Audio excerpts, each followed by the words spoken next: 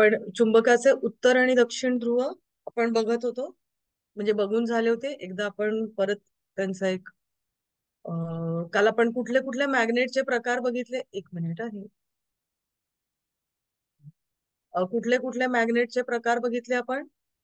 Paramagnetic, paramagnetic आणि diamagnetic. हा, आणि मग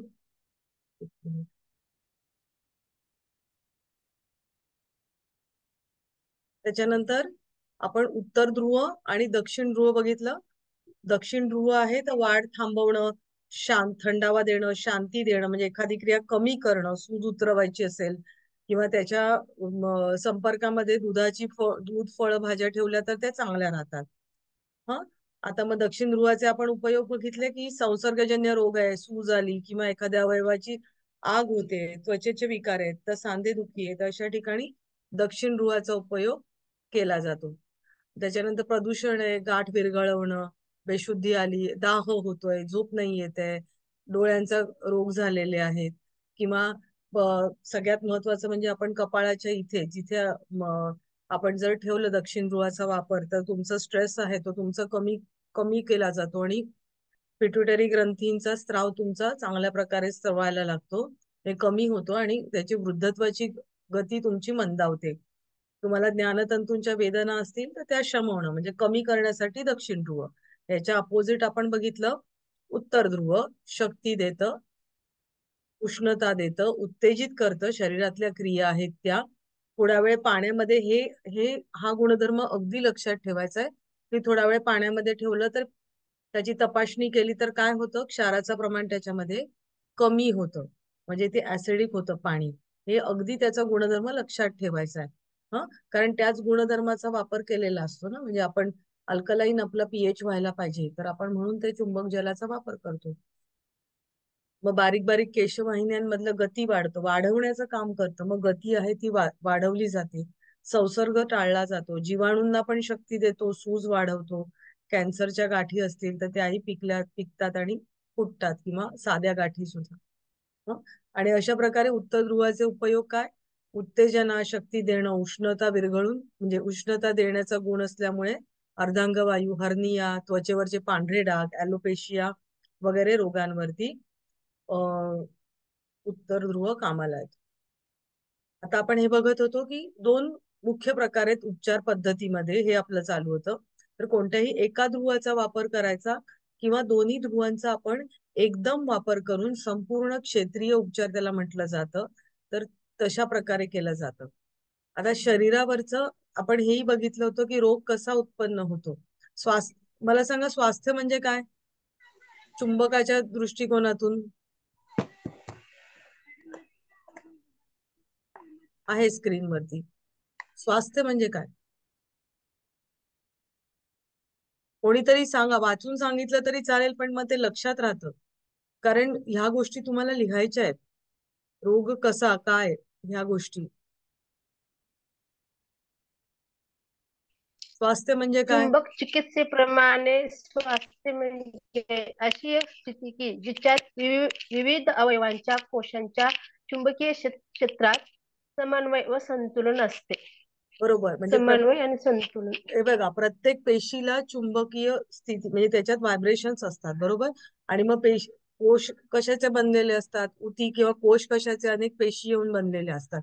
अनेक कोश एकत्र किंवा उती एकत्र येऊन आपला एखादा ऑर्गन बनत असतो, ओके नाही. मग हे जे आहे, तर मग ते प्रत्येक पेशीला तुम्ही त्या चुंबकाचा जर उपयोग झाला, त्याच्या शक्तीचा उपयोग झाला, तर त्या कोशांचं स्वास्थ्य राखलं जातं.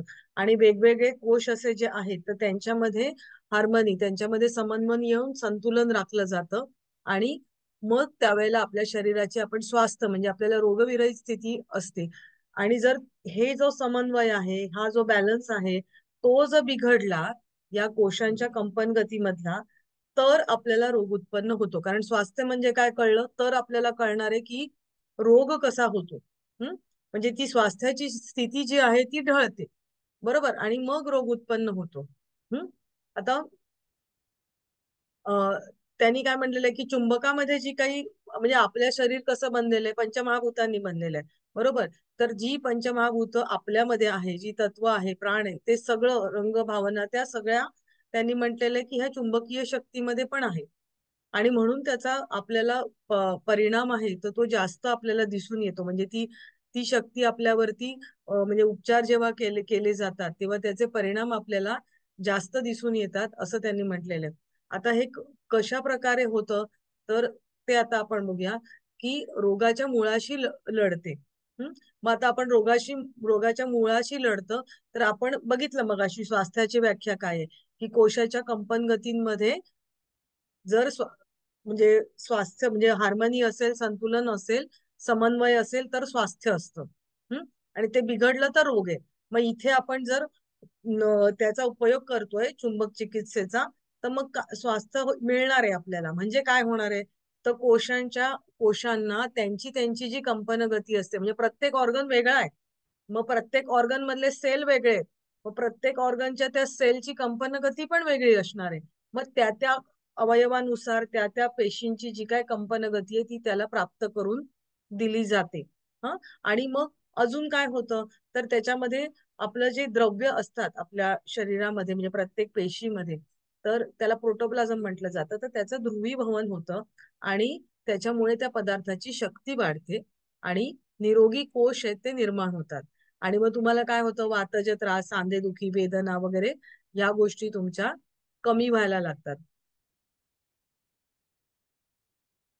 अपायकारक जंतूंची कार्यशक्ती मंदावते व अखेरीस नाश पावतात. आपण आधी बघितलं की दक्षिण ध्रुवाचं काय आणि उत्तर ध्रुवाचं काय तर आपण त्यानुसार आपण ती आपण त्याला चुंबकाचा वापर करणार आहोत आणि मग त्यानुसार म्हणजे जंतूंचं जे कार्यशक्ती आहे तर ती मंदावते आणि अखेरीस नाश. आता हे एकदम आपण काय म्हणूया कॉमन एक दिलेलं आहे की प्रत्येक रोगाचं इथे दिलेलं नाहीये पण मग जंतू कमी होतात आणि ते अखेरीस नाश पावतात. आता त्याचा रक्तावरती परिणाम होतो. मग रक्तावरती परिणाम होतो तर काय होतो रक्तावरती परिणाम तर त्याची स्फटिकीकरणाची केंद्र त्याची वाढतात आणि त्याची घनता, चिकटपणा, पृष्ठताण वगैरे हे रासायनिक केमिकल आपल्या शरीरामध्ये खूप साऱ्या केमिकल रिॲक्शन चालू असतात बरोबर. तर मग त्या त्याच्यानुसार आणि त्याचे भौतिक गुणधर्म असतात तर ते सुद्धा त्याच्यामध्ये जे हवे आवश्यक ते बदल त्याच्यामध्ये या मॅग्नेट थेरपीमुळे घडून येतात. आणि मग काय होतं त्याच्यामध्ये भोवऱ्यासारखं आता भोवऱ्यासारखं हा शब्द लक्षात ठेवायचा आहे की त्याच्यामध्ये भोवऱ्यासारखे प्रवाह त्या रक्तामध्ये तयार होतात आणि मग ते झाल्यानं काय होतं की तुमच्या शरीराचं बॉडी टेम्परेचर थोडंसं वाढतं आणि मग त्याच्यामुळे तुमचे लोहाचे प्रमाण आहे ते वाढतं आणि मग हे असं रक्त ज्यावेळेला पूर्ण शरीरामध्ये फिरतं तर त्यावेळेला तुमचा आरोग्यावरती चांगला परिणाम झालेला दिसून येतो. आपण हे काल बघितलं होतं का हे सगळंच?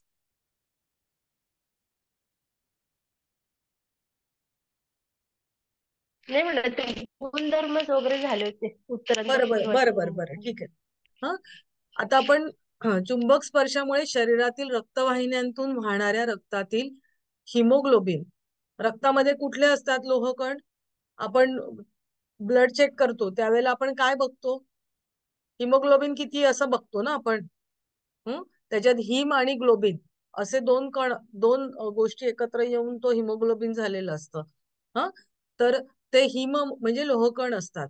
तर याच्यामध्ये रक्तातलं ते लोहकण येतं ते प्रभावित होतं आणि त्यामुळे रक्त जे आहे ते प्रवाही होतं आणि पातळ होतं. परिणामी काय होतं आता ज्यावेळेला रक्त घट्ट होतं आणि ते घट्ट झालेलं रक्त आपलं रक्तवाहिन्यांच्या आतल्या बाजूला जसं नळाच्या पाईपांमध्ये गंज लागतो तसं ते साठून राहतं.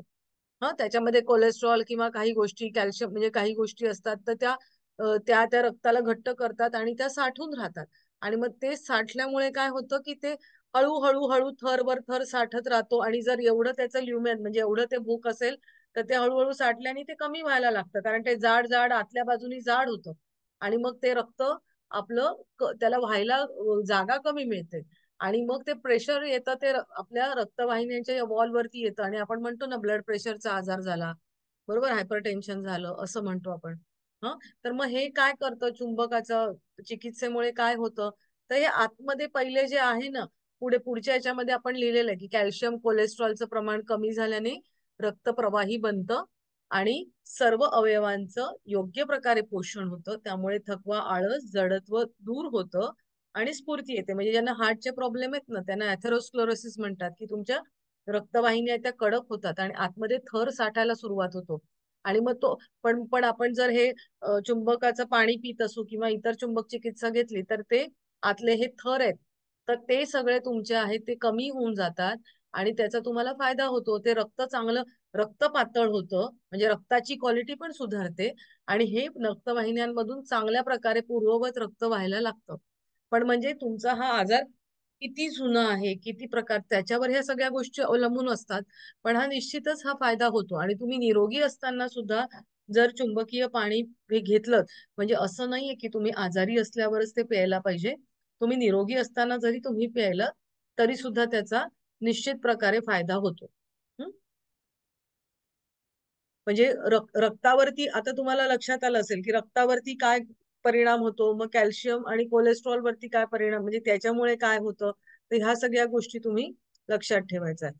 चुंबक स्पर्शामुळे रक्तातील कॅल्शियम कोलेस्ट्रॉल विरघळून शरीराबाहेर उत्सर्जन क्रियेद्वारे ते नकळत बाहेर पडतात आणि परिणामी तुमचं वजन कमी होतं. कोलेस्ट्रॉल कमी झाल्याने हार्ट अटॅकचा धोका तुमचा टळतो. रक्तात अडथळा आणणारे कॅल्शियम, कोलेस्ट्रॉल इत्यादीचे प्रमाण कमी झाल्याने रक्त प्रवाही बनतं.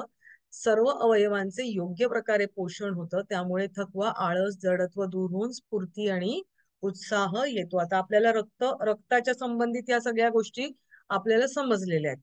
आता आपण पुढे जाऊया. चुंबकीय स्पर्शाचा अंतःस्रावी ग्रंथींवरही चांगला परिणाम होतो. आपण योगामध्ये बघतो की, मला सांगा, अंतःस्रावी ग्रंथींवरती परिणाम करणारा तर योगामध्ये आपण काय करतो?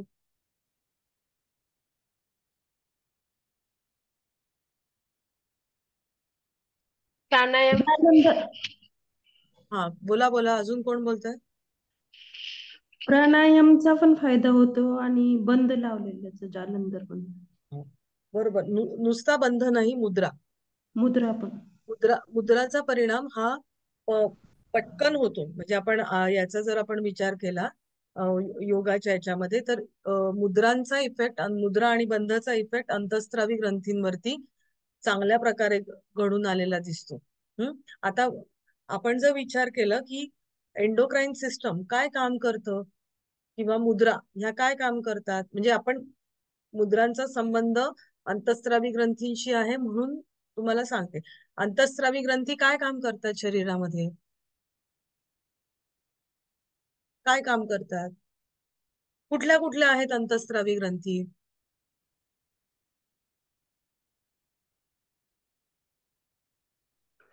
थायरॉइड आहे, ऍड्रिनलिन आहे, हम्म परत पिनियल ग्रंथी आहे. हम्म एक एक तुम्हाला सांगू, आपल्या शरीरात सांगताना तुम्ही खालून वर नाही तर वरून खाली जा, की एक पण तुम्ही अंतःस्रावी ग्रंथी मिस नाही करणार. आता जर आपण चक्रांशी संबंध जर लावला, हा, तर आपण खालून वर येऊया. बरोबर. आता मूलाधार चक्र साधारण त्या ठिकाणी किंवा स्वाधिष्ठान तक तिथे कोणते असतात ग्लँड बरं?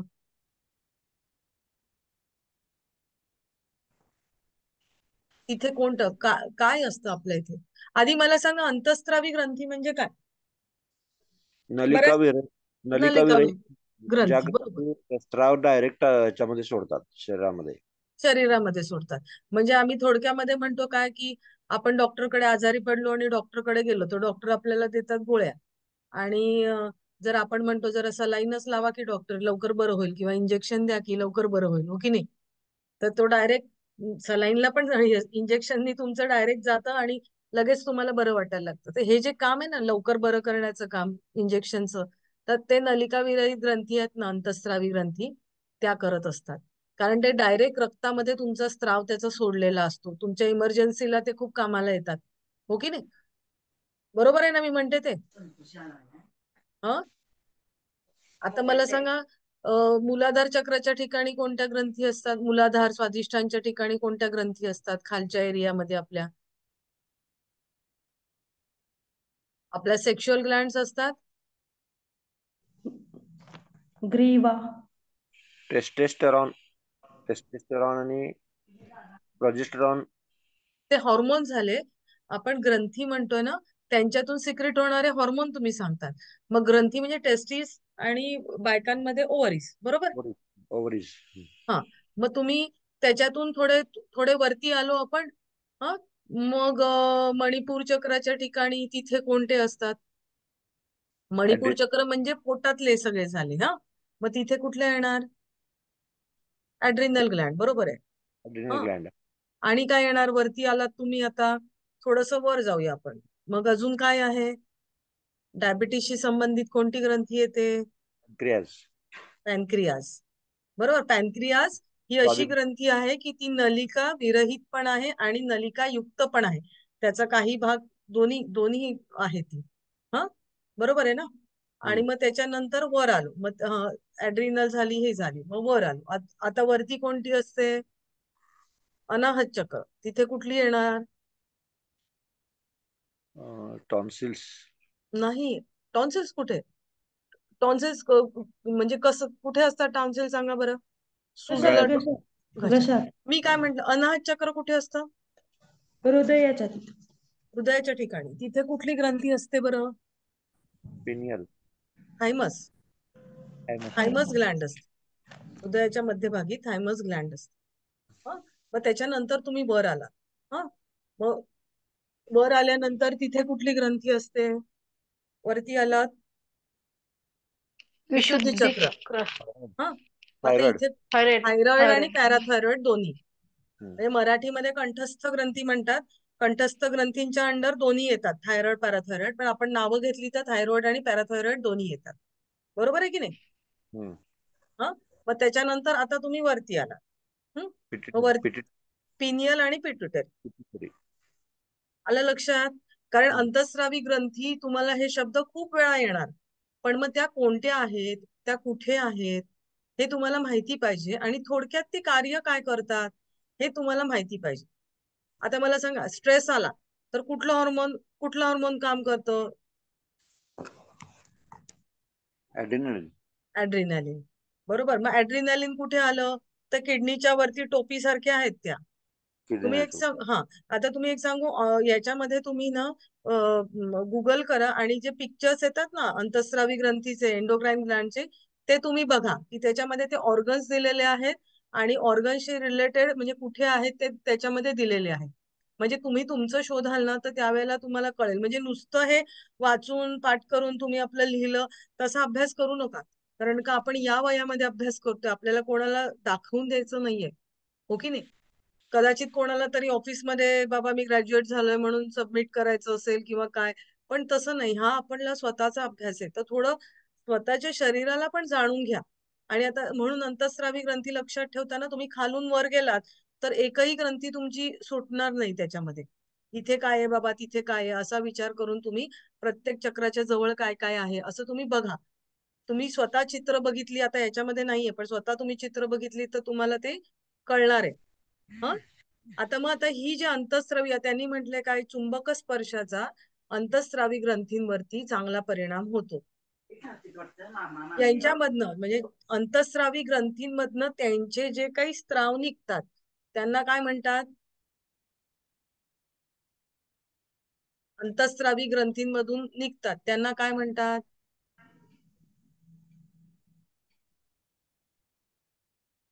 काय म्हणतात? हॉर्मोन्स म्हणतात. कळलं? अंतस्रावी ग्रंथीमधून जो काही स्त्राव निघतो तो हॉर्मोनच, त्याला हॉर्मोन म्हटलं जातं. आणि ते डायरेक्ट रक्तामध्ये सोडलं जातं. गरजेनुसार त्या गोष्टी केल्या जातात. त्या डायरेक्ट रक्तामध्ये सोडल्या जातात. तर मग आता अंतस्रावी ग्रंथींवर चांगला परिणाम, आपण म्हणतो ना हॉर्मोन इम्बॅलन्स झालाय. आता हल्ली सगळ्यांना हेही कळतं की पुटकोळ्या आल्या, तारुण्य पिटिका आल्या तर नुसतंच पोट साफ आहे हे कारण, पोट साफ नाहीये हे कारण नसतं. तर वयात येताना तुमचा हॉर्मोनल इम्बॅलन्स झाला असं म्हटलं जातं. का? तर वयात येताना तुमचे सेक्स ग्लँड्स असतात त्या तुमच्या वाढत असतात, म्हणजे त्या चांगल्या ऍक्टिव्ह होत असतात आणि त्यामुळे हॉर्मोन इम्बॅलन्स होऊन काही काहींच्या तोंडावरती खूप पुटकोळे आलेल्या दिसतात. नंतर त्या आपसुकच जातात किंवा काही काहींना हॉर्मोनची ट्रीटमेंट घ्यायला लागते.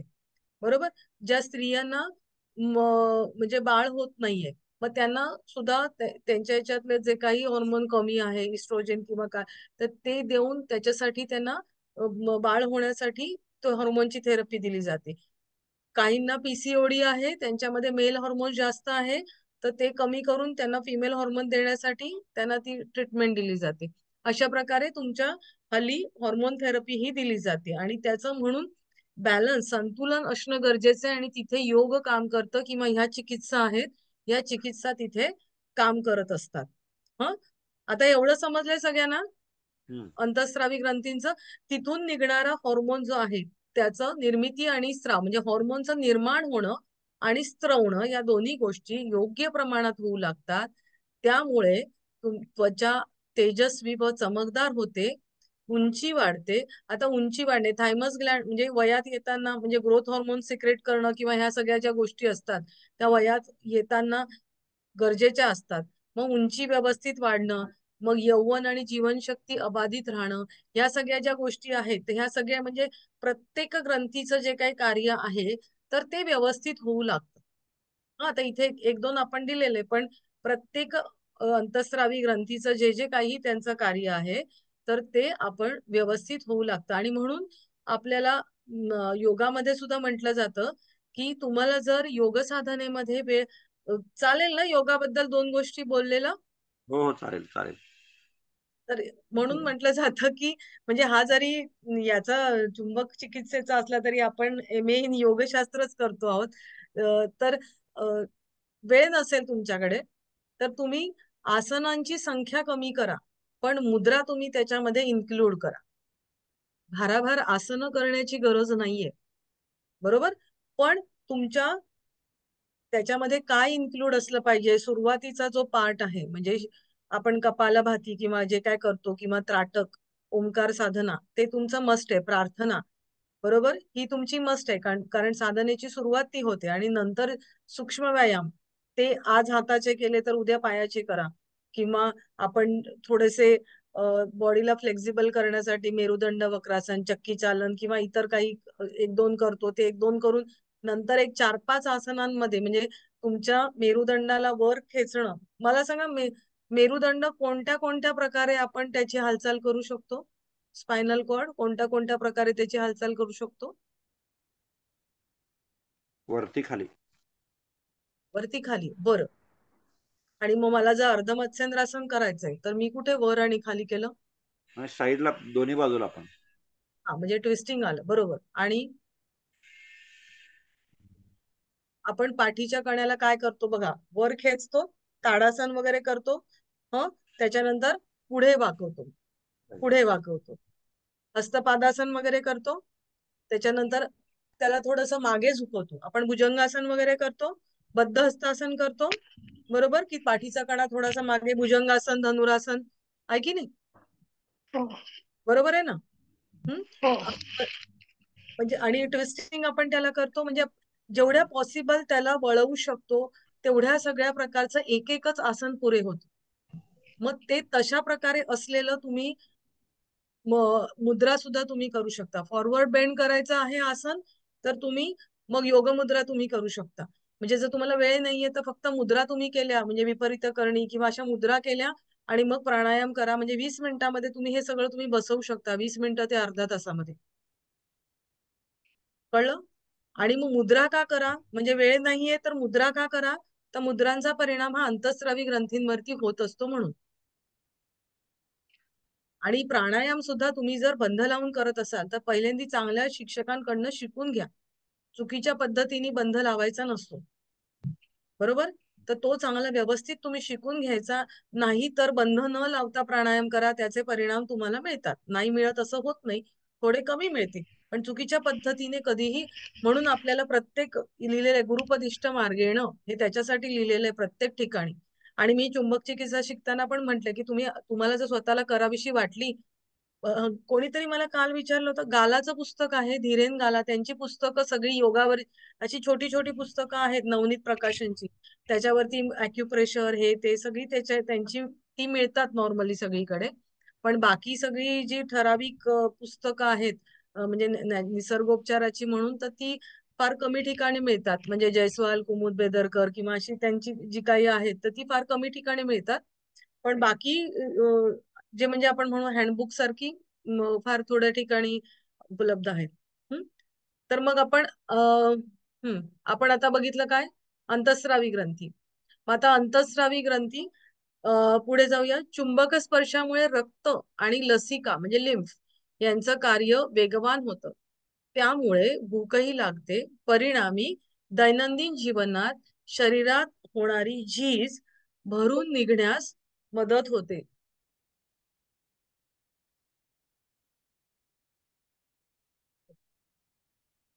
दैनंदिन जीवनामध्ये जी झीज आहे ती भरून निघायला मदत होते. चुंबकीय स्पर्शामुळे जखमा लवकर भरून येतात. आता मी मगाशी म्हटलं की रक्त वाहतंय, तर तुम्ही तिथे काय लावणार त्याच्या आजूबाजूला, म्हणजे तिथे जखम झाली आहे आणि काही बघा, फाटलेली त्वचा लवकर जुळली जाते. दात, कान, डोळे इत्यादी ज्ञानेंद्रियांनाही लहान आकाराचे चुंबक लावून तेथील त्रास व वेदना दूर करता येते. वेगवेगळ्या प्रकारचे चुंबक असतात. असं छोटं चुंबक असतं, माझ्याकडे आता दाखवायला नाही. असे तुम्ही जर अमेझॉन वरती आहे ना, तुम्ही चुंबक सेट म्हणून तुम्ही फक्त टाका की त्याच्यामध्ये तुम्हाला वेगवेगळ्या आकाराचे चुंबक दिसतील.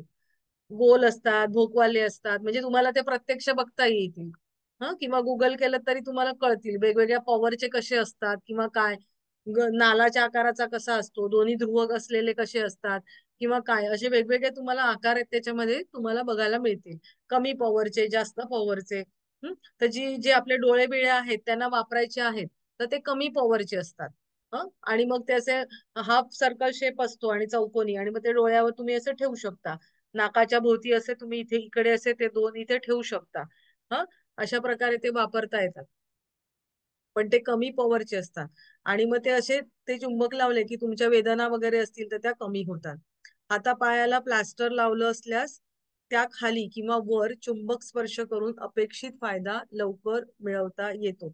आता मला सांगा, प्लास्टर ज्या वेळेला कोणाला झालंय का, म्हणजे हात तुटला, पाय तुटला, काहीतरी हाडबीड तुटलंय, कोणाचं झालंय फ्रॅक्चर वगैरे, आपल्यापैकी कोणाचं झालंय, घरातल्यांचं कोणी झालेलं बघितलंय? हो मॅडम, माझ्या मुलाचं झालं की बरं मग त्यावेळेला काय तुटलं होतं? लडगी, पाय गुडघ्यापासून खाली जी असेल सेंटरची तिथे ओके, मग थोडंसं त्यांनी अंतर पडलं होतं गाडीवरून. म्हणजे ऑपरेशन नव्हतं केलं ना? नाही नाही नाही. हा, मग त्यांनी मला सांगा, प्लास्टर लावलं तेव्हा काय केलं त्यांनी? काय औषधं लावली होती का? नाही, ते बँडेज काहीतरी सिमेंट काहीतरी असतं म्हणे, प्लास्टर ऑफ पॅरिस असतं तर ते लावलं प्लास्टर. जातं, बरोबर. आता हल्ली ते पण नाही लावत. हल्ली असं ते निळ्या कलरचं कोरियन प्लास्टर मिळतं, ते नुसतं पाण्यात भिजवतात आणि लावतात आणि ते आपोआप कडक होतं. म्हणजे आता अजून खूप छान ऍडव्हान्स काय काय निघाले, तर ते लावतात. म्हणजे त्याला औषध तर लावत नाही. मग आतमध्ये हाड जुळण्याचं काम कसं काय होतं मला सांगा बरं. औषध लावलं नाहीये, वरून गोळ्या दिल्या नाहीयेत, कसं काय होतं हाड? ते एकदम सरळ ठेवलं जातं आणि त्याची हालचालच नाही होऊ देत ते. बरं, आणि ते ते हालचाल एकमेकांना ठीक आहे, मी दोन काठ्या शेजारी शेजारी ठेवल्या आणि बांधून ठेवल्या, त्या काठ्या, दोन काठ्यांची एक काठी होईल का? नाही होणार. पण हे मग हाड, वाढ आहे ना हाडांची, हा, वाढ म्हणजे होत जाणार. म्हणजे काय की आपलं शरीर आहे, हाडांच्या पेशी आहेत, त्या हाडांच्या पेशींची निर्मिती होते आणि त्या तुटलेली जागा ती बरोबर तिथे भरून निघते, बरोबर. आणि ही गोष्ट आपोआप आपलं शरीर घडवून आणत असतं. फक्त आपण ते हलू नये म्हणून आपण प्लास्टर करत असतो, की ते हलायला नको, एका स्थितीमध्ये राहिलं पाहिजे म्हणून प्लास्टर असतं. पण ते हाडं जोडणीचं काम आहे, तिथे पेशी निर्माण करण्याचं काम आहे, तर ते आपोआप आपलं होत असतं, शरीरच करत असतं. मग ही जी प्रोसेस आहे, तर ती प्रोसेस आपण ज्या वेळेला चुंबक ज्या वेळेला ठेवतो तर त्याच्यामुळे काय होतं, तर ती लवकर घडून येते. आलं लक्षात? शरीरच ते बनवायचं काम करतं. पण ही जी, समजा हे जे घडून यायला, आता समजा एक हाड तुटलंय तर ते हाड जोडून यायला म्हणजे 3 आठवडे किंवा 3 महिने लागणार आहेत, किंवा 3 आठवडे मध्ये जोडलं गेलं. तर मग ते 3 आठवड्याचं कमी वेळामध्ये माझं जोडलं जाऊ शकतं,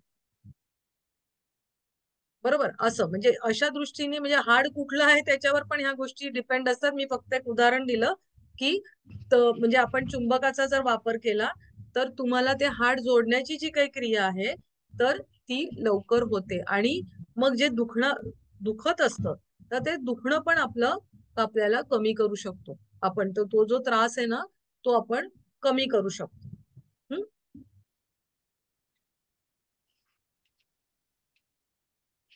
ह्याच्यामध्ये वयाची अट सुद्धा असेल का नाही मॅडम? हं? वयानुसार वयाची अट असेल ना, वयानुसार असेल ना ह्याचाही वापर? हो हो हो हो. म्हणून तर म्हंटल की ह्या सगळ्या गोष्टी आहेत ना की ज्याला माहित आहे आणि ज्याला प्रॅक्टिस करतात ना, प्रॅक्टिसिंग डॉक्टरच्या अंडर जावं नाही. आता मला एक सांगा, एक नवीन म्हणजे एखाद्या हॉस्पिटल मधनं नवीन डिग्री घेऊन आलेल्या डॉक्टरकडे लोक जाणं प्रिफर करतात की ज्याला अनुभव आहे त्याच्याकडे जाणं प्रिफर करतात? त्यांच्याकडे अनुभव आहे बरोबर. त्यांच्याकडे. मग हाही शिकलेला असतो पण अनुभवाचा अभाव असतो ना. आणि म्हणून आणि ह्या गोष्टी तर जरा म्हणजे सगळ्यांनाच पूर्ण नॉलेज असू शकतं असं नसतं. आणि याच्यामध्ये अनुभवानेच काही गोष्टी कळत असतात. म्हणून त्यांच्याकडे जाऊनच चिकित्सा जर घ्यायची झाली तर त्यांच्याकडून घ्यावी किंवा शिकावं त्यांच्याकडे. ओके. चुंबकीय स्पर्शाने शरीरातील विद्युत शक्तीची चुंबकीय म्हणजे चुंबकीय शक्तीची वाढ होते. त्यामुळे सर्वच अवयवांचे कार्य सुधारते. मलमूत्र उत्सर्जन क्रियेला वेग येतो. त्यामुळे जुने आजार, आपण कधीही डॉक्टरांकडे गेलो आणि मोस्टली आयुर्वेदिक डॉक्टरांकडे गेलो, आयुर्वेदिक डॉक्टर मला सांगा, आपण पेशंट आल्यावरती आधी काय बघता तुम्ही त्याचं? त्याचा बीपी बघतात, हा. त्याचे डोळे तपासतात, नाडी बघतात. हो. पण मला एक सांगू, म्हणजे मला लहानपणी आठवतं आमचे डॉक्टर आधी जीभ बघायचे, बरोबर आहे ना? जीबी बघतात, डोळे हा बघतात, हा. म्हणजे जीभ बघितल्यावर काय कळतं? डायजेस्टिव्ह सिस्टीम चांगली आहे की नाही. बरोबर. तुमचं पचन तुमचं चांगलंय की नाही, शी कशी होते वगैरे असं विचारतात. म्हणजे आता लहान असतानाच्या मला गोष्टी आठवतात. म्हणजे तर ते तुमचं पचन बिघडलेलं असतं, बरोबर. तुम्ही जर पचन बिघडलं की तुमची जिभेवर पांढरा थर यायला लागतो, हो की नाही? अजूनही काही बारकावे ते बघत असतील माहित नाही. पण म्हणजे पचन बिघडलं की तुमचं सगळंच प्रॉब्लेम येतो. हा, मग पचन बिघडलं आणि मग दुसरी गोष्ट येते की तुमचं पोटामधलं मलमूत्र विसर्जन नीट होत नाहीये. ते जर झालं नाही व्यवस्थित तर मग काय होतं की तुमच्या शरीरामध्ये ते पदार्थ साठून राहिलेत, जास्त काळ ते तसेच राहिले की मग काय होतं, जी काय घाण त्याच्यातून वायू निघतात किंवा काय दूषित पदार्थ निघतात ते रक्तात मिसळतात. रक्तात मिसळले की ते पूर्ण रक्तातून सगळीकडे पसरतात, हो की नाही? मग ते अशा प्रकारचं रक्त जर ऑर्गन्स वेगवेगळ्या ऑर्गनला मिळालं तर आपली हे आता पिंपल आल्यावरती पोट साफ आहे की नाही विचारतात, बरोबर आहे ना? पोट साफ आहे, मग त्याचा काय संबंध आहे? पोट साफ असण्याचा आणि पिंपल्सचा काय संबंध? सगळ्या रक्त औषधांच्या रोगांचं मूळ पोटात असतं. बरोबर. या औषधाचं मूळ पोटामध्ये असतं. म्हणजे काय की तुमचं पचन चांगलं पाहिजे आणि दुसरं म्हणजे तुमचं उत्सर्जन चांगलं पाहिजे, बरोबर. तुमचं पचलंय आणि पचलेलं नंतर मग ती घाणही बाहेर टाकलेली गेली पाहिजे. लघवी साफ झाली पाहिजे. हा, ह्या सगळ्या गोष्टी तुम्हाला गरजेच्या आहेत. मग आपण जर हे चुंबकीय जल किंवा चुंबकीय चिकित्सा जर आपण घेतली तर काय होतं, तुमचं मलमूत्र विसर्जन आहे ते चांगल्या प्रकारे होऊ लागतं. आणि ज्यांचं जर नीट होत नसेल तर त्या क्रियेला तुमचा वेग येतो. त्यामुळे जुने आजार, बद्धकोष्ठ, मूतखडा, मूळव्याध इत्यादी रोग बरे होतात व पुन्हा उद्भवत नाहीत. सर्दी, सायनस, दमा इत्यादी विकारांमध्ये कफ जो साठलेला असतो तो तुमचा दूर होतो. मला सांगा, सायनस म्हणजे काय? खूप वेळा हे शब्द वापरतात. सायनस सायनस म्हणजे काय? कपाळाच्या आणि डोक्याच्या इतर भागात असलेल्या पोकळ्या. पोकळ्या. आणि मग मग त्याचा आजार होतो म्हणजे काय होतं, म्हणजे बाकीच्यांना पण समजेल, त्याच्यामध्ये आजार होतो म्हणजे काय होतं? नाही, पोकळ्या असतात तिथं मल साठला जातो किंवा हे भरतात त्या पोकळ्या. बरोबर. कशाने भरतात त्या? कफाने भरतात. कफाने भरतात. मग ठीक आहे, भरल्या, मग काय? त्या पण मग त्या हा, मोकळ्या झाल्या पाहिजे. त्या मोकळ्या झाल्या की मग परत श्वासाला वगैरे सगळ्याला त्रास कमी होतो. बरोबर. मग त्या म्हणजे त्याचा उपयोग काय आहे शरीरामध्ये? त्या पोकळ्यांचा उपयोग काय? का आहेत त्या तिथे पोकळ्या? त्याचं काही वाचन नाही झालं. सांगा बरं.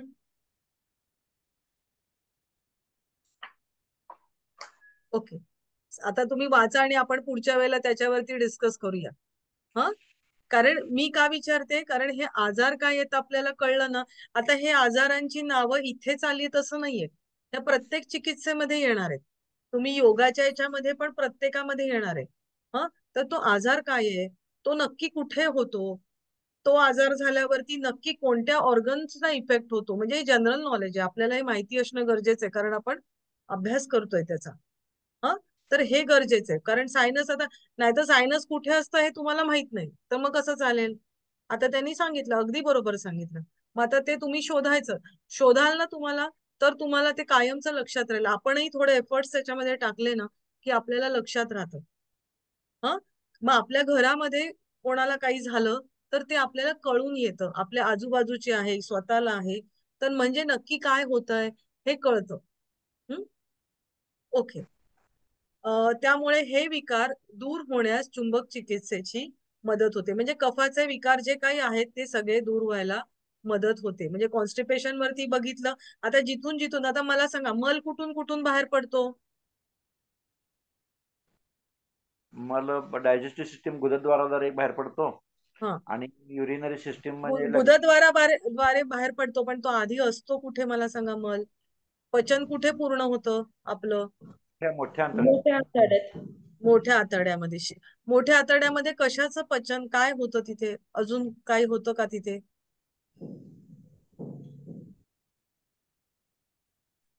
ते शरीरातले जे सगळे आवश्यक जे घटक आहेत ते शरीरात शोषले जातात. नाही, मोठ्या आतड्यात सगळे नाही शोषले जात. कुठे लहान शोषले जातात, लहान आतड्यात. आणि मग उरलेले कुठले, मग मोठ्या आतड्यात काय होतं. राहिलेला जो मल असतो तो लहान आतड्यातनं मोठ्या आतड्यात जातो. पण अजूनही काहीतरी होतं पचनाच्या संबंधित, मोठ्या आतड्यामध्ये. हा, अजूनही काहीतरी होतं. काय शोषलं जातं, कशाचं. पाणी. पाणी, अगदी बरोबर. पाणी आणि विटॅमिन बी, म्हणजे तिथे जे आवश्यक जे काय म्हणूया बॅक्टेरिया असतात तिथे. हा, बी कॉम्प्लेक्स वगैरे ऐकले ना. हा, मग ते हा, मग ते तिथे त्यांचं शोषण तिथे होत असतं. आणि पाण्याचं मुख्यतः शोषण आहे ते मोठ्या आतडं शोषून घेत असतं. बरोबर, जो काही मल आलेला आहे त्याच्यातलं शोषून, मग तो घट्ट मळ आहे तो पुढे पुढे रेक्टम कडे तो जातो नंतर. बरोबर आहे. म्हणजे पचनाची क्रिया कशी होते हेही आपल्याला माहिती असणं गरजेचं आहे.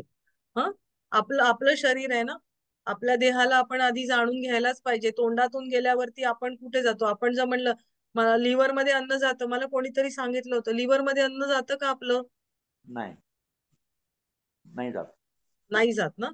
नाही जात. हा, मग तर म्हणजे हे हा, बोला. लिव्हरचे सिक्रेशन्स नलिकाद्वारे जठरामध्ये लहान आतड्यामध्ये येतात आणि तिथं त्याचं पचन क्रिया होतं. बरोबर, अगदी बरोबर. मग म्हणजे हे आपल्याला असं थोडंफार, आपण काय डॉक्टर एवढं नॉलेज आपल्याला असणं अपेक्षित नाहीये, पण ह्या छोट्या छोट्या गोष्टी आपल्याला माहिती असणं गरजेचं आहे. आता चुंबक पुढे जाऊया. आता हा, आपण मलमूत्र विसर्जन म्हणजे मल बघितलं, मूत्राशयाच्या मध्ये साठवलं जातं, किडनीतून ते फिल्टर होऊन येतं मूत्राशयामध्ये, आणि नंतर मूत्रनलिकातून नंतर मूत्रमार्गाने आपलं बाहेर पडतं. नंतर अजून कशाद्वारे जातं, उत्सर्जन क्रिया घामाद्वारे. घामाद्वारे. आता आपण इथे बघितलं त्वचा विकार सगळे होतात व्यवस्थित, हो की नाही. त्याच्यानंतर अजून काय होतं, उत्सर्जन अश्रूद्वारे. अश्रू निर्मिती होते, उत्सर्जन. अश्रू काही एक्सक्रिशन नाही आहे. आपण श्वास, श्वास फुफ्फुसातून जातात. काय काय फेकतो बाहेर आपण नको असलेलं, कार्बन डायऑक्साईड. आपण ऑक्सिजन घेतो आणि कार्बन डायऑक्साईड आणि इतर काही वायू मायनर प्रमाणात ते सगळे आपण बाहेर फेकत असतो. बरोबर आहे की. मग ह्या सगळ्याच ज्या काही गोष्टी आहेत ह्यांना सगळ्यांना वेग यायला लागतो. आता तुम्ही बघाल तर हे वरपासून खालपर्यंत बघितले तर हे सगळेच विकार याच्यामध्ये येत असतात. म्हणजे तुम्ही जर शरीराचं, तुम्ही जर आजार लिहायला सुरुवात केली तर तुम्ही डोक्यापासून सुरुवात करा, कुठे कुठे काय, किंवा रक्ताशी संबंधित काय. म्हणजे आजार लिहिताना पण आता एवढे कसे लक्षात ठेवायचे, मग रक्ताशी संबंधित काय आहे, पचनाशी संबंधित काय आहे, याच्याशी संबंधित काय आहे, अशा प्रकारे लक्षात ठेवले तर कुठलंही तुम्हाला एक चार्ट बनवला तर तुम्हाला बरोबर लिहिता येणार आहे. ओके. चुंबक स्पर्शाने स्मरणशक्ती, बुद्धी वाढते. तसेच फिट्स येणे, कंपवात, अर्धांगवायू इत्यादी मेंदू संबंधी विकार बरे होण्यास मदत होते. म्हणजे हे जे स्मरणशक्ती किंवा बुद्धी म्हणजे हे आता प्रत्येकाची बुद्धी ही असतेच, एक ठराविक बुद्धी देवानी दिलेली असते त्याला, पण तरी सुद्धा त्याच्या काही ग्रेड आपण वाढवूच शकतो. स्मरणशक्ती सुद्धा आपण त्याची वाढवू शकतो तुम्ही जर चुंबक चिकित्सेची हे केली तर. आणि दुसरी एक गोष्ट की मेंदूचं काय म्हणूया लक्ष वय वाढतं तसं आपण विसरायला लागतो, बरोबर, काही गोष्टी होतं का काहींना असं बघितलंय? वय वाढते तसं काही विसरतोय, काही गोष्टी आपल्या नाही लक्षात राहते. होतंय आपल्याला होत. अभ्यास म्हणजे मला ही गोष्ट जाणवली की मी खूप वर्षांनी या कोर्सला ऍडमिशन घेतली होती BA ला, त्यावेळेला लक्षातच राहीना काय अभ्यास करतोय. डिप्लोमाला ऍडमिशन घेत दुसऱ्यांना एकदा, तरुण मुलींना एकदा वाचून लक्षात राहते, तर आम्हाला आपलं वाचा 3-4 वेळा लिहून काढा तेव्हा आमच्या लक्षात राहत होतं. तर हे जे आणि नंतर हळूहळू वय वाढतं त्यावेळेला म्हातारपण येत जातं, त्यावेळेला आपलं थोडं स्मरणशक्ती अजून वीक होत जाते. पण जर तुम्ही चुंबकीय जल पित असाल किंवा योग साधना करत असाल तर तुम्हाला याच्यामध्ये तुम्हाला म्हणजे ते कमी होण्याचं प्रमाण आहे ना ते होत नाही किंवा ते स्लो डाऊन होतं, हे नक्की आढळतं. चक्कर येते, फिट येतात आहेत किंवा कंपवात, पॅरालिसिस सारखं म्हणजे अर्धांगवायू किंवा हे कंपवातला इंग्लिश मध्ये काय म्हणतात, शरीर हलतंय, कोण सांगेल? कंपवात, अर्धांगवायू म्हणजे अर्ध शरीर आहे ते तुमचं हाफ पॅरलाइज होतं.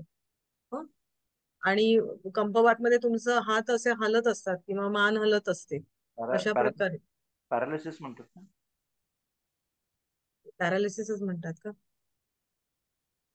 पॅरालिसिस बरोबर. आणि म्हणजे हे सगळे जे तुमच्या मेंदूच्या ज्या नर्व्स तुमच्या निघतात ना, त्याचे हे सगळे विकार आहेत. हे फीट येत आहे किंवा पॅरालिसिस होतोय किंवा तुमचं हाफ अर्ध अंग पॅरालाइज झालंय, हे सगळे मेंदूचे ज्ञानतंतूंचे विकार म्हणजे मेंदूचे विकार, मेंदूपासून येणाऱ्या नसा आहेत ना त्याचे विकार आहेत हे सगळे. मग आता तुम्ही स्मरणशक्ती, बुद्धी हे पण मेंदूशी संबंधित आहे, बरोबर.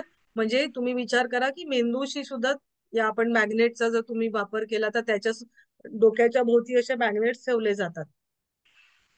आणि मग त्याचा फायदा होतो. किंवा चुंबकीय जल तुम्ही सगळ्यात सेफ माझ्या दृष्टीने, कारण मलाही याचं फार नॉलेज नाहीये की म्हणजे चिकित्सा देण्या इतपत नॉलेज नाहीये, पण सगळ्यात म्हणजे ते जर तुम्ही चुंबकीय जल तुम्ही जर घेतलं तर त्याचा निश्चित फायदा होतो.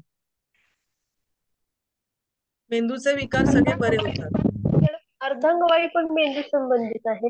काही वेळेस हात गेला, ओन्ली पाय गेला. स्ट्रोक आला, मला सांगा स्ट्रोक येतो म्हणजे काय होतं? स्ट्रोक ऐकलेला शब्द स्ट्रोक आला म्हणजे काय होतं? त्या भागातला रक्तपुरवठा किंवा बंद कमी. बरोबर. पण रक्तपुरवठा म्हणजे आता रक्तपुरवठा म्हणजे माझं समजा इथे दाबलं गेलं तर ह्या पुढच्या भागाला रक्तपुरवठा कमी होणार आहे. म्हणजे अर्धांग म्हणजे कंपवात झाला किंवा काय आहे का, रक्तपुरवठा कमी झाला एखाद्या अवयवाला, तसं होतं का? नर्वस सिस्टीम पण काम करते त्या भागात, त्या भागातली नर्वस सिस्टीम. हा, मुख्य काय आहे की तिथून जी तिथे जाणाऱ्या नर्व्स आहेत ना त्या डॅमेज होतात, त्या डॅमेज होतात आणि म्हणून ते विकार होत असतात, बरोबर आहे. आणि म्हणजे मेंदूच्या नसांच्या संबंधीचे ते नर्व्सचे ते विकार म्हणजे त्यांच्यामध्ये प्रॉब्लेम झाल्याने ते विकार होत असतात. आणि हळूहळू आता हे जरी असलं म्हणजे मालिश करून किंवा ह्या अशा पद्धतीने ते चांगले होतात, अगदी होतात. म्हणजे जवळजवळ मी प्रत्यक्ष बघितलेली केस म्हणजे माझ्या सासूबाईंना जवळजवळ 10-15 वर्ष फेशियल पॅरालिसिस होता. म्हणजे 7 नंबरची आपली नव असते की जी चेहऱ्याला जी नस असते, नव असते ती आपल्याला ज्ञानतंतू त्या आलेल्या असतात, पण ती डॅमेज असल्यामुळे त्यांची चेहऱ्याची एक बाजू आहे तो ओठ हलायचा, डोळा हलायचा, अशा प्रकार व्हायचे. त्यांचं. आणि म्हणजे की त्यांना इतकं वाटायचं की त्या बोलताना ना चेहऱ्या असं हा रुमाल धरायच्या किंवा असं ठेवून बोलायच्या, किंवा मध्येच तो डोळा असा म्हणजे असा असा असा वर असा टिंग टिंग टिंग टिंग हलायला लागायचा. म्हणजे त्यांना बेचैन होऊन जायच्या त्या. आणि मुंबईतले अगदी खूप चांगले चांगल्या डॉक्टर्स कडे नेऊन सुद्धा काहीही त्याचा परिणाम झाला नव्हता. परंतु त्यांनी ॲक्युपंक्चर केलं. एक 8 महिने, 8 ते 10 महिने त्यांनी ॲक्युपंक्चर केलं. आणि त्या डॉक्टरांनी हे मॅग्नेट्स पण डोक्याला लावायला काय काय दिलेले होते. आणि ॲक्युपंक्चर केलं त्यांचं. आता त्या 90 वर्षाच्या आहेत. पूर्णपणे त्यांचं गेलेलं आहे, पूर्णपणे पूर्णपणे. आणि मी सुद्धा ते म्हणजे त्यांना त्या जायच्या, त्यांच्याबरोबर मी जायची. त्याला असे पेशंट बघितले की पॅरालाइज झालेले खूप साऱ्या पेशंट्सना ॲक्युपंक्चरनी फायदा झालेला मी बघितलेला आहे. म्हणजे कदाचित अगदी पूर्ववत होत, म्हणजे ज्यांचं जास्त असेल तर अगदी पूर्ववत झाले असं होत नाही, पण त्यांना निश्चित फायदा होतो. पण त्याच्यासाठी चांगला ॲक्युपंक्चरिस्ट असणं गरजेचं आहे. ओके, आता आपण पुढे जाऊया. चुंबक उपचार पद्धतीमध्ये म्हणजे आता ते कसं वापरायचं, आपण ते जे आपण चुंबक आहेत तर ते कसे वापरायचे, तर स्पर्श पद्धत असते. म्हणजे आपण आपल्या हाताला किंवा पायाला तिथे लावून ठेवायचं, पायाच्या खाली ठेवायचं किंवा हाताच्या खाली ठेवायचं, अशा प्रकारे ती पद्धत असते. तर तळहात आणि तळपाय यांच्या खाली चुंबकाचा स्पर्श करून ती उपचार देण्याची पद्धत आहे. कारण का बरं तिथे असं असतं आपले, तुम्ही असं कधी बघितलंय का की रिफ्लेक्सोलॉजी नावाचं बघितलंय, ऐकलंय तुम्ही? म्हणजे जशी चुंबकीय उपचार पद्धती असते तसं हातावरचे पॉइंट दाबून काही उपचार पद्धती केली जाते, हे तुम्हाला माहितीये का? हो, ॲक्युप्रेशर म्हणतात त्याला. हा, ॲक्युप्रेशर, बरोबर. तर ते तुमच्या हातावरती ते पंक्चर पण केलं जातं, त्या ठिकाणी सुया पण टोचल्या जातात. प्रेशर, ॲक्युप्रेशर म्हणजे प्रेश हाताच्या तळव्यानं आणि पायाच्या तळव्यानं असे पॉइंट्स असतात की ते शरीराच्या नर्व्सशी संबंधित असतात आपल्या. हा, बरोबर आहे.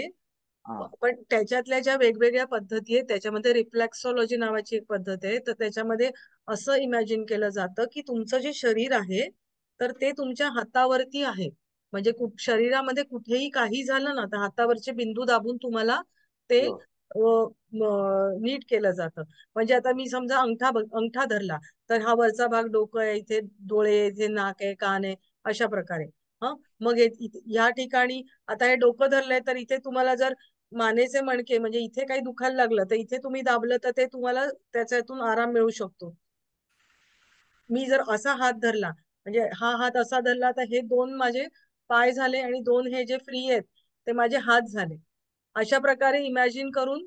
आणि हा इथून जो मणका आहे, आता आपण इथे मानेचे मणके बघितले, उरलेले मणके ह्या 2 बोटांच्या मध्ये धरले, कारण 2 पायाच्या मधून आपला मणका आलेला आहे ना, अशा प्रकारे धरले जातात. आणि तिथे ते पॉइंट वरती प्रेशर दिलं जातं.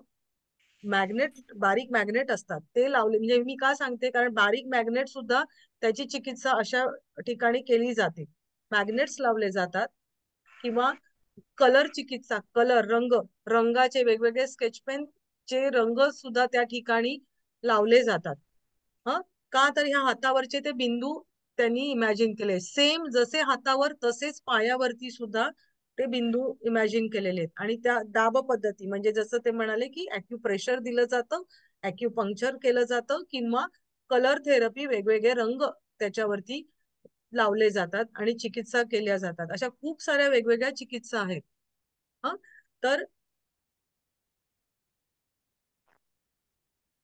आणि म्हणून आता आपल्याकडे बघा, आता हे ॲक्युप्रेशर म्हणाले तसं हाताला मसाज, आपण मसाज मध्ये शिकणार आहोत. तर हाताला पण वेगवेगळ्या ठिकाणी तुम्ही मसाज केला, आता जसं मी म्हंटल तर तुम्ही मसाज केला तर तुम्हाला बरं वाटायला लागणार आहे. जर मी म्हंटल हे माझे 2 पाय आहेत तर मग मी ह्याला जर चांगला मसाज केला तर तिथे पायाला तुमच्या इफेक्ट येणार आहे.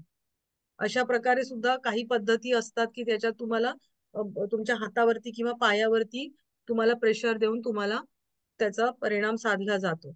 आता इथे चुंबक चिकित्सेचा आपण ज्या वेळेला विचार करतो तर इथे का तर अनेक आपल्या इथे रक्तवाहिन्यांचे टोकं त्या ठिकाणी आलेली असतात आणि ते आपल्या शरीरामध्ये वेगवेगळ्या अवयवांवर काम करतात आणि त्यांना शक्ती केंद्र म्हणलं जातं. आणि तीच शक्ती केंद्र इथे आपल्या शरीरावर म्हणजे त्याचंच ऑब्झर्वेशन करून त्यांना कळलं की शरीरामध्ये वेगवेगळे जे पॉइंट म्हणजे अवयव आहेत त्याचे पॉइंट तुमच्या हातावर आहेत तसंच तुमच्या पायावर पण आहेत. मग त्या ठिकाणी तुम्ही चिकित्सा दिली, प्रेशर दिलं किंवा त्या ठिकाणी तुम्ही चुंबक लावलं तर तुम्हाला त्याचा पॉझिटिव्ह इफेक्ट येणार आहे. बरोबर. तसंच बोटांमधून जसे आपल्या शरीरामधनं वेगवेगळे मेरिडियन किंवा लाईन म्हणजे मेरिडियन गेलेले आहेत, तर त्याचं मराठीत मला नाव नाही, तर तसंच त्यांनी असं म्हटलेलं की तुमच्या बोटांवरून पण वेगवेगळे मेरिडियन गेलेले आहेत आणि त्या ठिकाणी आपली जी टिकली असते म्हणजे जरा मीडियम आकाराची टिकली असते तर तसे मॅग्नेट मिळतात आणि ते मॅग्नेट सुद्धा त्या ठिकाणी लावतात आणि टेपनी बांधून ठेवतात. ही पण एक चिकित्सा चुंबक चिकित्सामध्ये वापरली जाते. आणि ते एक वेगळं म्हणजे त्याची एक वेगळी शाखा आहे की त्याचा तो अभ्यास त्याचा वेगळ्या पद्धतीने तो केला जातो. ओके. कारण त्या ठिकाणी शरीरातील अनेक रक्तवाहिन्यांची टोके तसेच शरीरावरील अवयवांवर नियंत्रण ठेवणारी शक्ती केंद्रे असतात. म्हणून त्या ठिकाणी चुंबक स्पर्श केल्यास त्याचा सर्व शरीराला फायदा मिळतो. त्याचप्रमाणे नाभीच्या वरच्या भागातील हे लक्षात ठेवायचं, नाभीच्या वर जर तुम्हाला त्रास असेल तर तळ हाताखाली म्हणजे हाताच्या खाली तुम्ही आता मी समजा इथे लाकडाच्या खुर्चीवर बसलेली आहे हा आणि किंवा लाकडी बेंच आहे त्याच्यावर बसलेली आहे आणि माझ्या दोन्ही हाताच्या खाली ते असं चुंबक ठेवलं जातं. किंवा एक हाताखाली आणि पायाखाली म्हणजे वेगवेगळ्या प्रकारे ती चिकित्सा दिली जाते. त्याचप्रमाणे नाभीच्या वरच्या भागातील शरीराला त्रास असेल तर तळ हाताखाली व खालील भागात त्रास असेल तर पायाखाली स्पर्श करण्याची पद्धत आहे. पूर्ण शरीर विकारग्रस्त असेल तर एक दिवस हाताखाली आणि एक दिवस पायाखाली उपचार घेण्याची पद्धत आहे.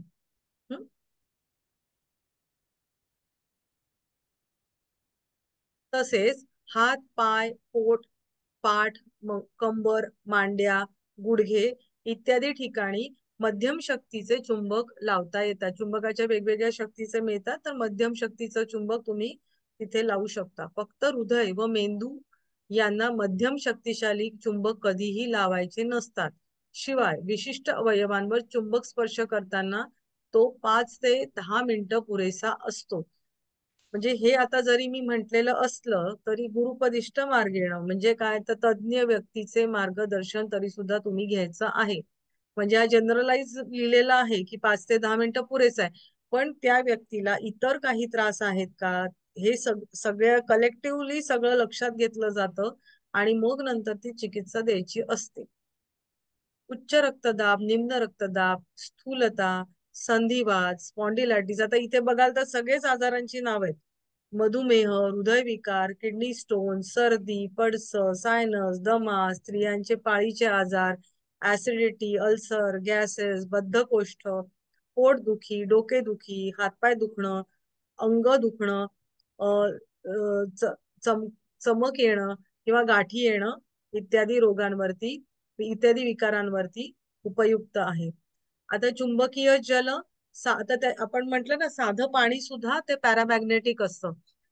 आता आपण म्हणतो ना पाण्याला पाण्याची थेरपी आता केली जाते की काचेच्या ग्लासामध्ये पाणी ठेवून आपण त्याच्यावरती हात ठेवायचा आणि आपण आपल्या चांगल्या शुभकामना करायच्या आणि ते पाणी जर तुम्ही प्यायलं तर त्याचा निश्चित उपयोग होतो. अशा प्रकारे बऱ्याच ठिकाणी एक म्हणजे पाणी भरून ठेवायचं त्याच्यावरती झाकण ठेवायचं आणि आपण जर योग केला आणि अर्धा तास 1 तास योग केला किंवा मेडिटेशन केलं आणि नंतर ते तुम्ही पाणी एका चांगल्या भावनेने चांगला विचार देऊन जर तुम्ही ते पाणी भारीत केलं आणि प्यायलं तर त्याचा फायदा होतो. का तुमच्या विचारांचा चांगल्या विचारांचा त्याच्यावरती परिणाम होतो. विचार ही सुद्धा एक कंपनगतीच आहे बरोबर आणि त्याचा परिणाम त्या पाण्यावरती होतो. म्हणजे साधं पाण्यावरती जर हे होतो तर मग चुंबकीय पाणी जर तयार केलं तर त्याचा सुद्धा परिणाम होतो. आता कसं ते बघूया. शास्त्रज्ञांनी केलेल्या प्रयोगावरून असं सिद्ध झालेलं आहे की चुंबकीय क्षेत्र द्रव पदार्थाच्या स्फटिकीकरण केंद्रामध्ये वाढ करतं. चुंबकाद्वारे प्रभावित झालेल्या पाण्याच्या रासायनिक आणि भौतिक गुणधर्मात फेरफार होतो. म्हणजे एकूण काय होतं की त्याचे फिजिकल आणि केमिकल प्रॉपर्टीज आहेत त्या पाण्याच्या सगळ्या त्याच्यात रिॲक्शन होतात आणि त्या बदलतात. आणि त्याच्यामुळे आता त्या कुठल्या, तर त्याची घनता, विस्कोसिटी किंवा दुर्वाहिता, पृष्ठताण, वीज वाहकता इत्यादी परिणामांमध्ये अनुकूल फरक पडतो असं आढळून आलेलं आहे. म्हणजे प्रयोगाने ह्या गोष्टी सगळ्या सिद्ध झालेल्या आहे. आता हे चुंबकीय पाणी आरोग्याचं रक्षण करणारं, रोगप्रतिकारक शक्ती वाढवणारं, तसंच रोगनिवारकही आहे. आता हे पाणी घरच्या घरी करता येतं. एक सपाट पृष्ठभाग, आता हे कसं करायचं आता आपण ते बघूया. सपाट पृष्ठभाग असलेल्या चुंबकाच्या उत्तर ध्रुवावर किंवा दक्षिण ध्रुवावर काचेच्या बाटलीत किंवा स्टीलच्या तांब्यात किंवा बाटलीत भरून पाणी 12 तास ठेवलं की चुंबक जल तयार होतं. 12 तास, पण तुम्ही एक दिवस जर 24 तास ठेवलं तर जास्त चांगलं असं मला जाणवलंय. म्हणजे नुसतं तुम्ही चुंबक जलाचा परिणाम हे करणार असाल तर चुंबकीय प्रभावामुळे पाण्यातलं सोडियम आणि पोटॅशियमचं प्रमाण ते योग्य होतं आणि चुंबकीय पाण्यात अगदी लहान लहान असे दवबिंदू प्रमाणे जलस्फटिक तयार होतात व हे पाणी प्यायल्यामुळे शरीरामध्ये ऊर्जेचा चमत्कार आपल्याला झालेला दिसून येतो. म्हणजे काय केमिकल म्हणजे होतं ते रिॲक्शन होते ती याच्याने कळते. आता हे कसं करायचं, तर 2 ध्रुवावरती 2 बाटल्या, म्हणजे एक उत्तर ध्रुव, म्हणजे आता मी एक पाट घेतला, इथे पाटावरती 1 लिटरची बाटली ठेवली, इथे उत्तर ध्रुव, आणि दुसरा पाट लांब ठेवला आणि तिथे त्याच्यावरती दक्षिण ध्रुव आणि त्याच्यावरती एक बाटली ठेवली आणि नंतर 12 तासानंतर त्या दोन्ही पाण्याच्या बाटल्यांमधलं पाणी मी एकत्र केलं. अशा प्रकारे सुद्धा करता येतं. 2 ध्रुवांवर 2 बाटल्या ठेवून निरनिराळ्या गुणधर्माचे पाणी बनवता येते. म्हणजे तुम्हाला सिंगल गुणधर्माचं पाणी पाहिजे असेल तरी आपण अशा प्रकारे करू शकतो की नुसतं उत्तर ध्रुव पाहिजे किंवा नुसतं दक्षिण ध्रुव पाहिजे, तर अशा प्रकारे पाणी करू शकतो. तसेच उत्तर ध्रुवावरती हिरव्या रंगाची व दक्षिण ध्रुवावरती लाल रंगाची बाटली ठेवून त्या रंगाचे गुणधर्म ह्या चुंबकीय जलामध्ये येऊ शकतात. रुग्णाच्या गरजेनुसार असं पाणी करता येतं. आता हे लाल आणि हिरवं आपण नंतर डिस्क्राईब करूया. सर, घेतला तर चालणार आहे का? आलेत टीचर? कारण मला इथे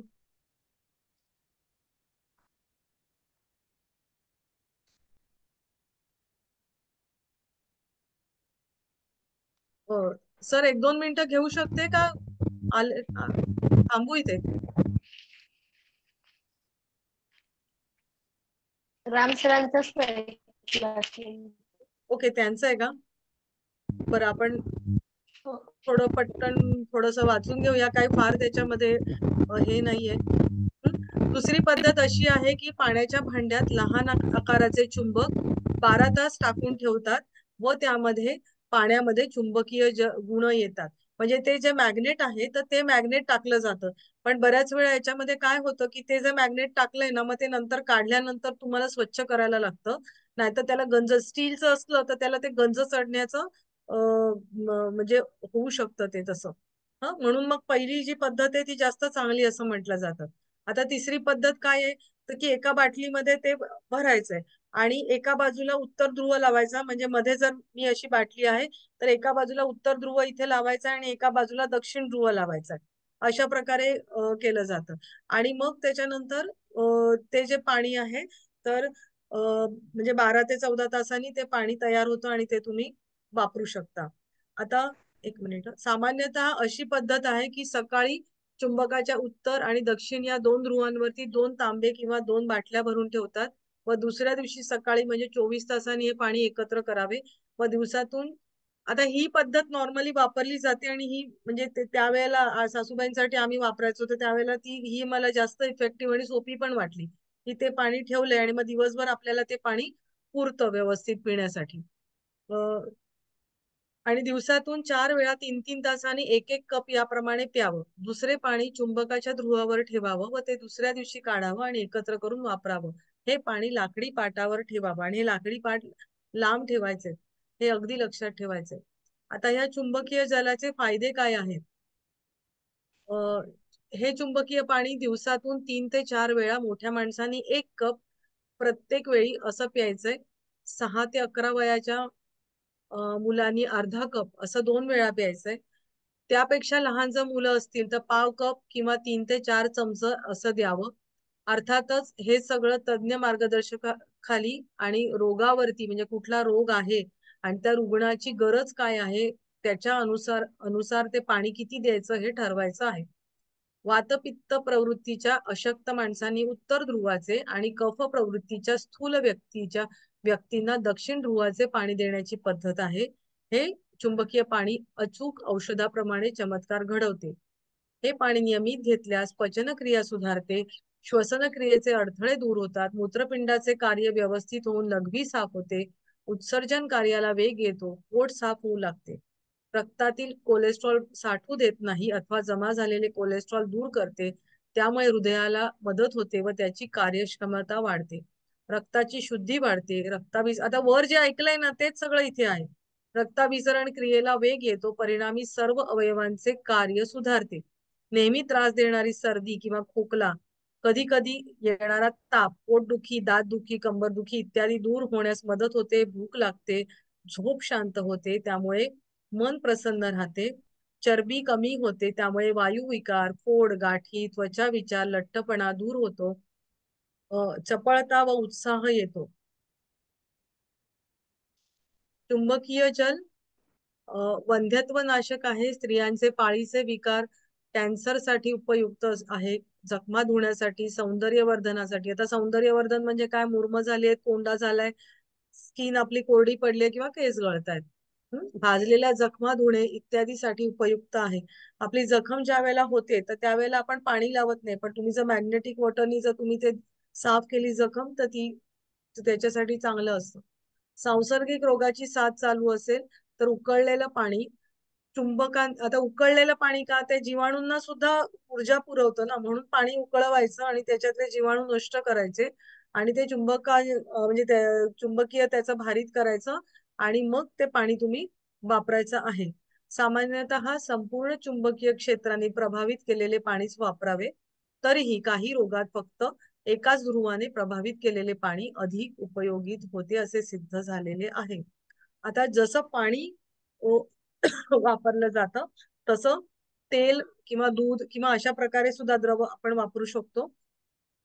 तेल पूर्ण चुंबकीय क्षेत्राने म्हणजे दोन्ही चुंबकीय क्षेत्राने प्रभावित केलेलं तेल, केसांचं तेल, मालिशसाठी तेल किंवा कान दातासाठी केलेलं तेल ते उपयोगात आणण्यास येतं. उत्तर ध्रुव प्रभावित तेल अशक्तपणा, पक्षघात, टक्कल त्याच्यावरती उपयोगी पडतं. आपण मगाशी लाल बाटलीतलं म्हणलं, लाल अथवा केशरी रंगाच्या बाटलीतलं तेल ते 2 ते 3 आठवडे असं तुम्ही ते लावू शकता तेव्हा.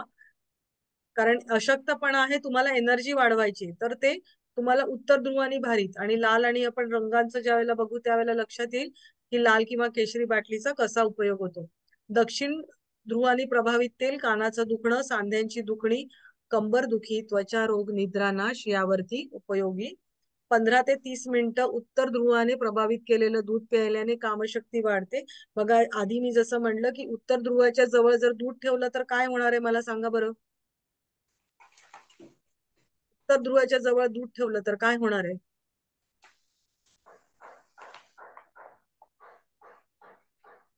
खराब होईल मॅडम. खराब होईल, बरोबर. पण इथे काय म्हटलंय की उत्तर ध्रुवाच्या जवळ ठेवलेलं दूध वापरायचंय, पण मग ते इतकाच वेळ ठेवायचं की ते नाशणार नाही, अशा प्रकारे ठेवून मग नंतर ते वापरायचं आहे. आता इथे आपलं चुंबक चिकित्सा आपलं पूर्ण झालेलं आहे. Sir thank you. थोडा वेळ